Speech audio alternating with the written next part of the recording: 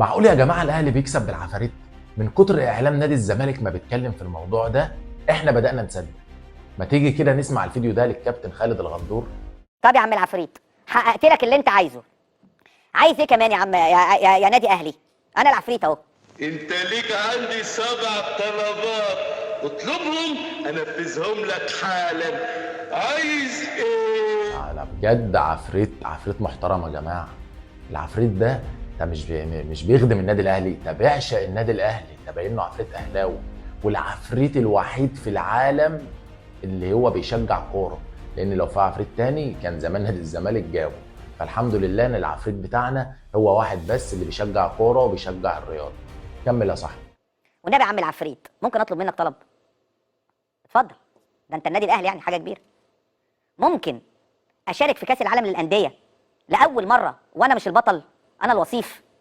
يعني كويس اللي انت معترف ان النادي الاهلي حاجه كبيره، ومش انت بس، مش انت بس اللي متاكد ان النادي الاهلي حاجه كبيره، لا كمان العفاريت عارفين يا جماعه، متابعين الاهلي. العفاريت بيشجعوا النادي الاهلي وعارفين ان النادي الاهلي حاجه كبيره. يا باشا المغرب لسه طالعه رابع العالم ونفسهم مفتوحه. اديني يا حسين شويه سلطه من عندك. لو انت اقنعت المغرب انها تدفع 20 مليون دولار للاتحاد الدولي وتنظم البطوله، الوداد وهو بطل افريقيا هيبقى هو في اللائحه بتقول طالما بطل افريقيا هو اللي هينظم، الوصيف يشارك وانا الوصيف. المفروض بعد الفيديو ده ما عادش يطلع على قناه الزمالك. جمهور الزمالك وشعب الزمالك ما ينفعش يتهان كده، ما دي يعتبر اهانه اما حد في الاعلام بتاعهم يطلع يقول الكلام ده، حتى لو بهزار، حتى لو بضحك. فالنادي الاهلي يشارك كوصيف وحتى يعمل نتائج سيئه، يعني اتغلب 4 واتغلب 4 وفي النهايه يعني في نتائج كانت افضل من كده بكتير، ولكن الاهلي اتغلب 4 واتغلب 4 ورزعك 4، هي 4 دي ما يعني ده انت لسه واخد 4 يا عم، انت المفروض ما تجيبش سيره 4. المفروض اصلا لو انت ليك عايز تقول ان الاهلي خسر 4 ما تقولش، عشان ما تفكرش جمهورك. وعشان خاطر انا بقى يا عم العفريت والنبي، ايه يا عم ايه وما تزودهاش بقى، ده انت طالب طلبات غريبه. نادي اهلي بقى مش معقوله كده. عليا النعمه عفريت ابن حلال. العفريت ده ابن حلال، اللي انت ما تعرفوش بقى ان العفريت الخطه الجايه هيعمل ايه، هيخلينا ناخد كاس العالم. تقول لي ازاي بقى؟ اقول لك يا عم شغل عفاريت مالكش فيه بقى. احنا مش هنروح لكاس العالم، احنا كاس العالم هو اللي هيجي لنا وفي تاكس. والنبي خلي اطهر الطاهر يضيع الكوره في الدقيقه 94 وانا اخش البطوله واحصل عليها.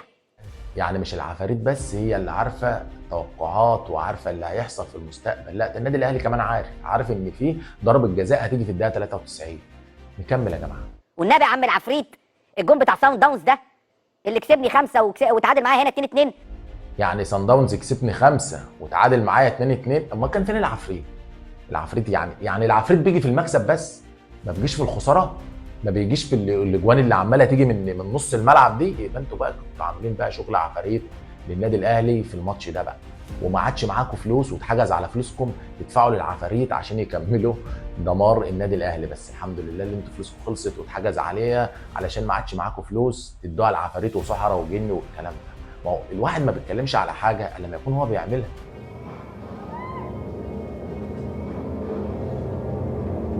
يعني خلي اطهر الطاهر يضيعها بس، وبعد كده اطهر الطاهر نادي الهلال يستغنى عنه ويمشي ومع الف سلامه والجمهور يشتمه، مش مهم. فاطهر الطاهر وسان داونز اللي مكسر الدنيا كده كده هيطلع من البطوله. كده بقى يبقى في مخرج ومنتج، وانت بتتفرج على مسلسلات ما بتتفرجش على ماتشات. كمل، الله يكون في عونكم يا جمهور الزمالك والله. ماتشات 3 4 ماتشات ورا بعض، كورتين في العارضه وكره في القائم وكره ثانيه في القائم، الاجوان ما بتخشش في الشناوي خالص. واحده هو انت طالع تتكلم على العفاريت ولا طالع تحسد في الشناوي وفي الاهلي؟ هو انت في ايه يا عم؟ يا عم نمسك الخشب كده بقى، لسه داخلين على بطولات وكاس العالم للانديه بقى عشان العفريت يحضر وناخد كاس العالم للانديه. نيجي قبل الماتش، مصطفى شلبي واحد من نجوم الفرقه والمفاتيح اللعب المهمه يجي له كسر في رجله من غير ما تعرفش من ايه. ونبيل عماد دونجا برضو نفس القصه. انت مش عارف من ايه، احنا عارفين من ايه. من العفاريت. العفاريت تعمل اكتر من كده.